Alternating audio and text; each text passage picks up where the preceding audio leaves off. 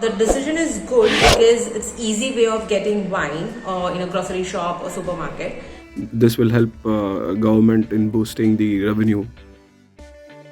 The sale of wine will now be allowed in supermarkets and grocery stores in Maharashtra. According to a statement issued by Chief Minister's office, shelf-in-shop method will be adopted and supermarkets or walk-in stores with an area of over 100 square meter and registered under the Maharashtra Shops and Establishment Act will be permitted to sell wine across the state. Though the supermarkets near places of worship or educational institutions and areas having a ban on sale of liquor will not be allowed. Also, supermarkets will have to pay a fee of Rs 5,000 for selling wine. According to the Minister for Skill Development Nawab Malik, the decision was taken to give a boost to fruit-based wineries which provide additional income to farmers. I feel the decision is awesome because the person who is going to drink wine, he will travel miles for buying it, and the person who is not going to drink it, so he is not going to drink it wherever he finds it. Decision अच्छा है because wine scientifically proven है कि red wine specially heart के लिए अच्छा रहता है. Limits में अगर पिएगे तो काफी अच्छा रहता है. कि हम लोग जब भी मन होता है तो इधर से बाइक निकालो जाओ वाइन शॉप तक. वो भी वाइन शॉप कौन से कोने में रहता है, स्टेशन पे इधर उधर, और ना भीड़ भाड़ इलाके में रहता है. एंड वाइन के लिए ऐसा जरूरत नहीं पड़ेगा कि कोई ड्राई डे रहा तो कोई पी नहीं सकता है. The consumers will have a proper celebration going on for anything without any issue, instead of approaching only wine shops or bars.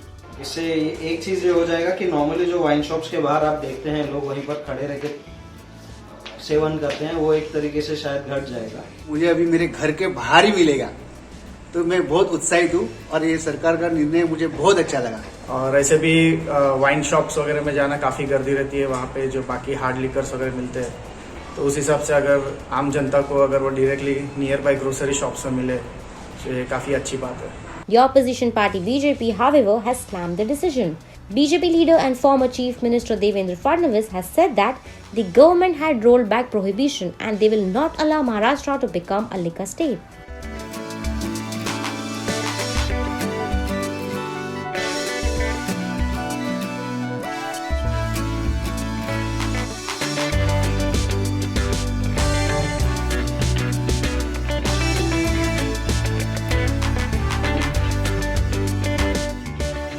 Negative it can be only because of the age restriction. I hope that shop can take care of that.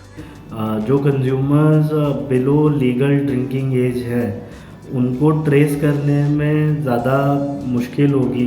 साधारण malls में और बड़े shopping malls में सब वहाँ पे सबका footfall होता है, तो उसका ध्यान रखना ज़रूरी है कि उनको इस चीज़ से बचाया जाए और एक नियम के तहत उनको शराब दी जाए, वाइन दी जाए, ताकि वो लोग इसका दुरुपयोग ना हो. केवल बड़े सुपरमार्केट्स को ये अलाउ किया है, तो इससे कहीं ना कहीं जो छोटे दुकानदार हैं उनके हित में नहीं है ये डिसीजन.